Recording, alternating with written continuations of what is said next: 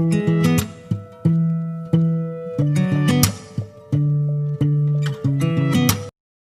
back to the channel everyone. I hope you guys are doing absolutely fine, preparing well for your JEE Mains and NEET examination. So today I am here going to teach you a very interesting topic. This topic is very interesting and it is extensively asked in engineering and in JEE Mains, other entrance exams. So to start with, here I have a circuit that consists a resistance of R, a simple battery, and from the equation itself V equals to IR, Ohm's law, that clearly replicates Y is equals to mx. We get a straight line. Okay, so now what if I tell that the resistance and an inductor are connected in series? So let us find out that what happens when a resistance along with the inductor are connected in series. Let's begin. You can clearly see this is an alternating circuit. Here the voltage source is an alternating source. This is a resistance and this is an inductor. Voltage across a resistance is represented by VR and in inductor it is represented by VL.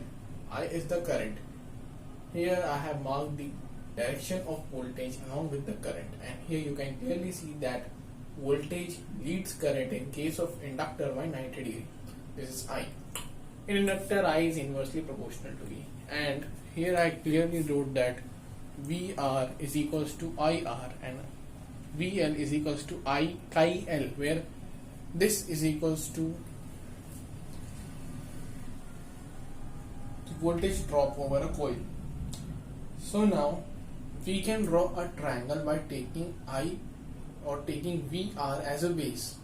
Here I have VR at the base, hypotenuse represented by V, which is this V, the total V, and as perpendicular we have VL. Now you might be wondering what this triangle is called and how we can build this circuit. So let me explain it to you all. What does this all circuit mean and what does this triangle mean and how this triangle can help us to solve questions related to the circuits where resistance and inductor are in series. Let's begin with it. Here I have made a triangle PMQ where Z represents V, VL is represented by chi L and R is represented by VL. So let me begin by telling you that the phi is the angle made between PM and PQ. Z is known as will replicate impedance. Now from this equation V equals to root over VR square plus VL square is very similar to the vector law of triangle additions, or sorry, I would like to say that triangle law of vector addition. This is a vector quantity and we are here to derive this formula, give a below formula. So here I can write that IR square plus I chi L square under root equals V equals to I is taken as common, root over R square plus chi L whole square gives us Z, which is impedance. Now I can write that V upon root over R square plus chi L square. Z square is equals to resistance square plus reactance square. Z means impedance. So here I would like to clear few facts regarding solving the questions related to the series circuit of resistance and impedance.